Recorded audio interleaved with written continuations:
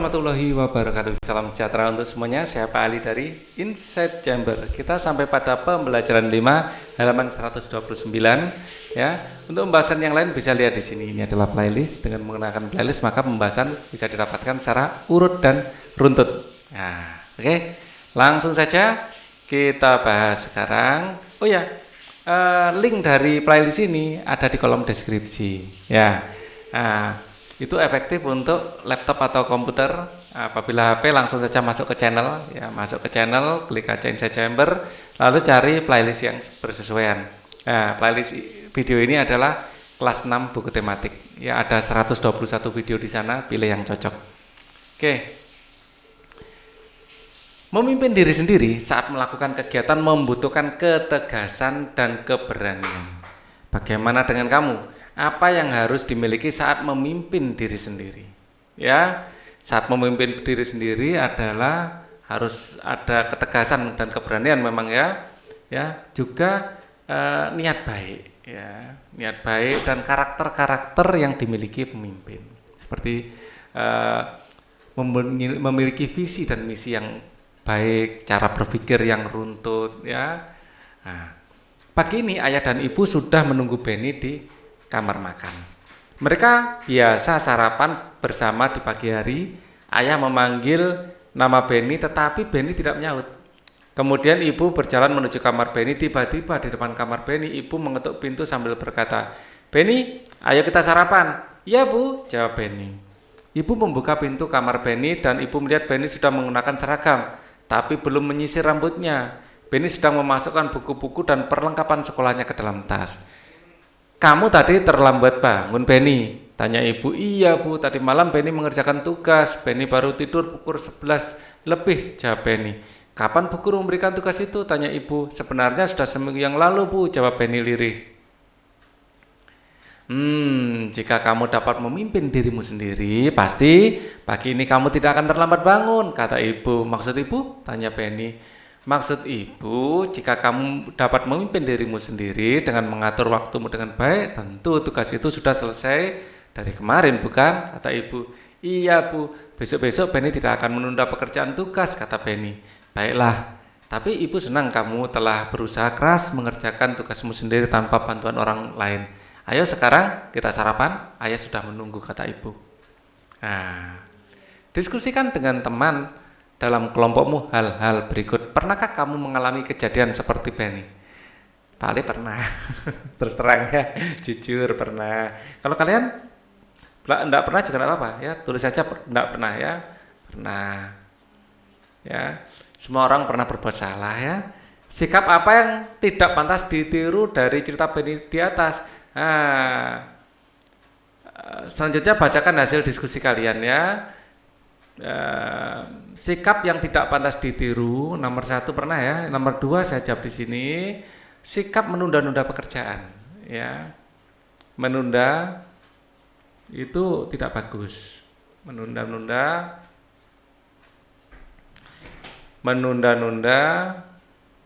pekerjaan.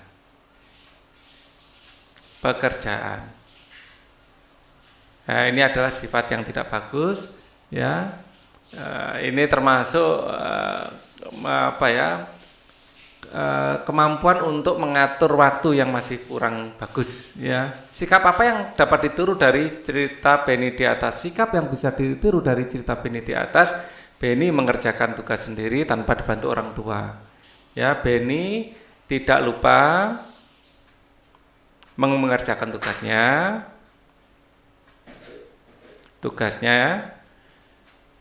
ya. Benny juga mengorbankan waktu tidurnya ya. Dia mengorbankan ya, Benny mengorbankan waktu tidurnya. Ini adalah bentuk tanggung jawab ya. Walaupun dia ada sikap menunda-nunda, tapi Benny menunjukkan sikap tanggung jawab. Menunjukkan sikap tanggung jawab. Ya, masih banyak sifat positif yang bisa kita gali dari Benny ini. Benny mengerjakan sendiri tanpa bantuan orang tua. Mengerjakan sendiri tanpa bantuan orang tua.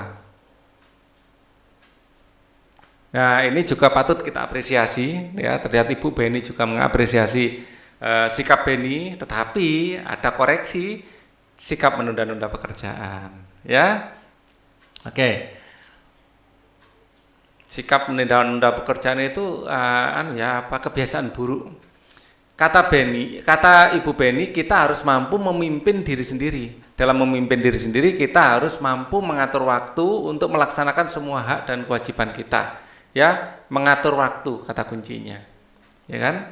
Menjaga keseimbangan antara hak dan kewajiban merupakan salah satu nilai yang terkandung dalam sila kelima Pancasila, yaitu keadilan sosial bagi seluruh rakyat Indonesia. Berikut ini nilai-nilai yang terkandung dalam sila kelima, mengembangkan perbuatan luhur yang mencerminkan sikap dan suasana kekeluargaan dan kegotong royongan, ya, mengembangkan sikap adil terhadap sesama, ya, kata kuncinya adalah adil, yang tadi adalah gotong royong, menjaga keseimbangan antara hak dan kewajiban, ya, menghormati hak orang lain, memberi pertolongan kepada orang lain agar dapat berdiri sendiri, suka bekerja keras, menghargai hasil karya orang lain yang bermanfaat bagi kemajuan dan kesejahteraan bersama. Itu adalah hal-hal yang sesuai dengan pengamalan Pancasila sila 5. Ayo tuliskan contoh-contoh penerapan nilai-nilai keadilan dalam kehidupanmu sehari-hari. Ya, contoh-contoh penerapan nilai keadilan dalam kehidupanmu sehari-hari. Ya, adil itu bisa terhadap diri sendiri ya.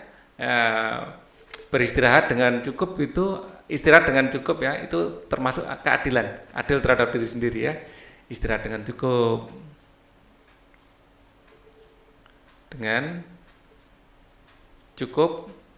ya, adil terhadap diri sendiri ya. Ini adil adalah membagi sesuatu sesuai dengan membagi tugas piket ya, secara bergiliran. Secara bergiliran, misalnya minggu ini A yang menghapus papan tulis, yang B misalnya yang menyapu, dan seterusnya. Minggu depannya digilir ya, membagi tugas piket secara bergiliran. Terus kemudian adil itu memberi kesempatan semua ikut bermain ya. Pada saat bermain semua diberi kesempatan yang sama.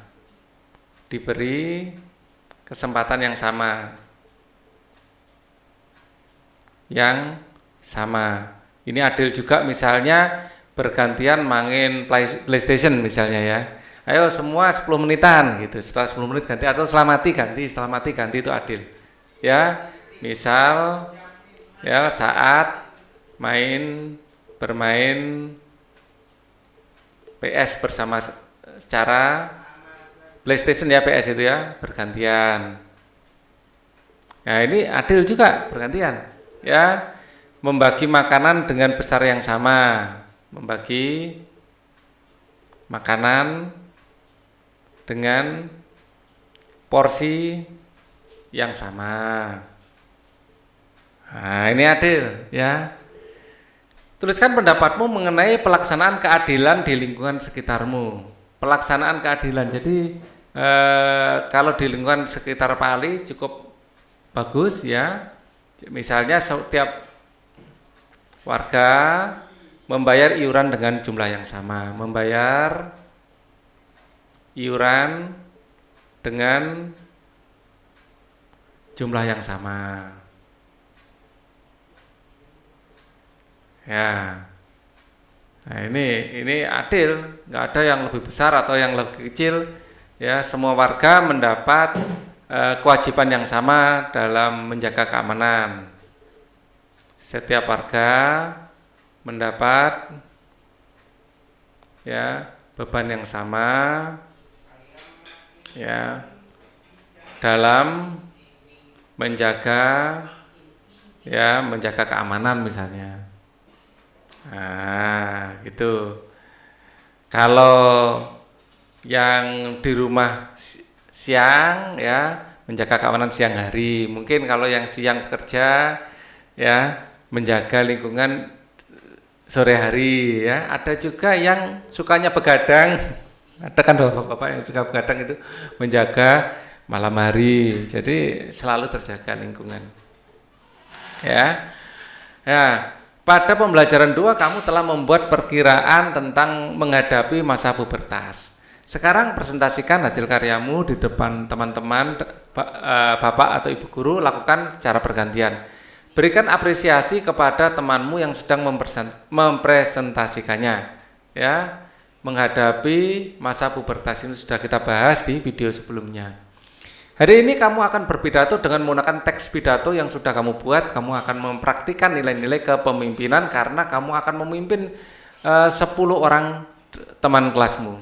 Pilihlah tempat untuk berpidato di hadapan teman-temanmu itu. Berpidatolah dengan lantang, percaya diri, penuh semangat, namun harus tetap santun. Ya, di dalam tempat berpidato, mulai berjalan ke podium, kalian sudah harus menunjukkan sikap tenang. Ya, kalian juga harus tenang juga, memberikan suara lantang, jangan terlalu cepat juga waktu berpidato. Pandangan mata pada audien, kalau audien itu penonton ya, kalau belum mampu sedikit di atas kepala ya, terus gunakan body language ya, bahasa tubuh juga untuk menyampaikan pesan, karena itu akan membuat pidato kalian akan lebih greget ya. Diskusikan kesimpulan pembelajaran hari ini ya, sikap, pengetahuan dan keterampilan apa yang kamu pelajari. Hari ini kita tentang kepemimpinan ya, memimpin diri sendiri.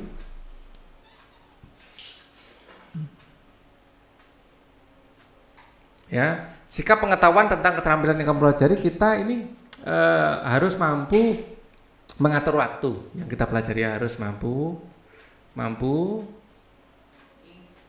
mengatur waktu,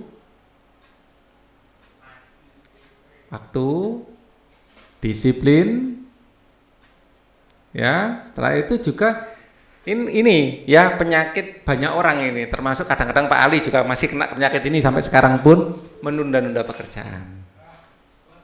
Ya, hilangkan sifat menunda-nunda pekerjaan. Hilangkan sikap menunda-nunda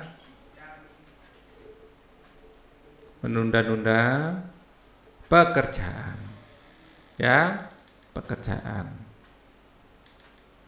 Kalau bisa diselesaikan sekarang, jangan diselesaikan besok. Sekarang harus selesai.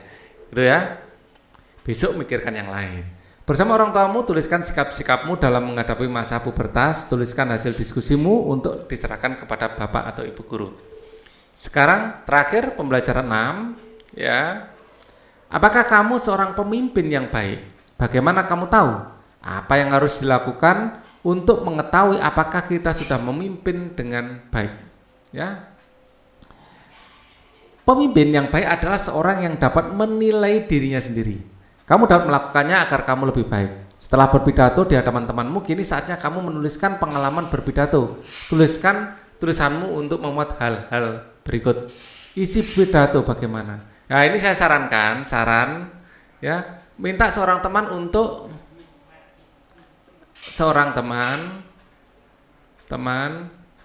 merekam ya, dalam bentuk video. Nah, sehingga bisa dievaluasi nantinya, atau bisa juga menggunakan tripod ya, atau gunakan tripod ya. Tripod itu alat untuk memegangi HP ya, atau alat perekam yang lain, mungkin kamera boleh ya. Kalau ada, gunakan itu sehingga kalian bisa mengevaluasi sendiri isi pidatonya bagaimana. Kalau isi pidato rasanya di kertas yang kalian tulis sudah dapat dievaluasi. Nah, reaksi pendengar bagaimana? Waktu berpidato, sikap, nah ini terutama sikap. Ini penting sekali karena kita susah melihat sikap kita sendiri ya tanpa diberitahu orang lain atau tanpa melihat video kita.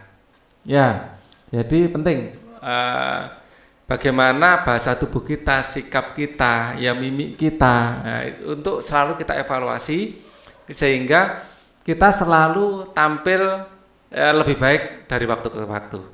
Nah, rencana perbaikan saat berpidato dan perbaikan teks pidato, tulislah 4 yang sudah disediakan. Rencana apa? Ya mungkin berpidato dengan artikulasi yang lebih jelas, ya. Mungkin kata-katanya, mengucapkan kata-kata mungkin kurang jelas. Berpidato dengan artikulasi atau pengucapan lebih jelas. Ya, pandangan mata itu lebih pandangan mata, ya, tidak kosong. Ya, kalau pidato pandangan mata kosong seperti orang melamun gitu, dilihat juga nggak enak. Ya, terus lebih percaya diri, ya, gunakan bahasa tubuh untuk menyampaikan pesan lebih baik. Gunakan mimik dan bahasa tubuh, ya, agar pesan lebih mudah tersampaikan.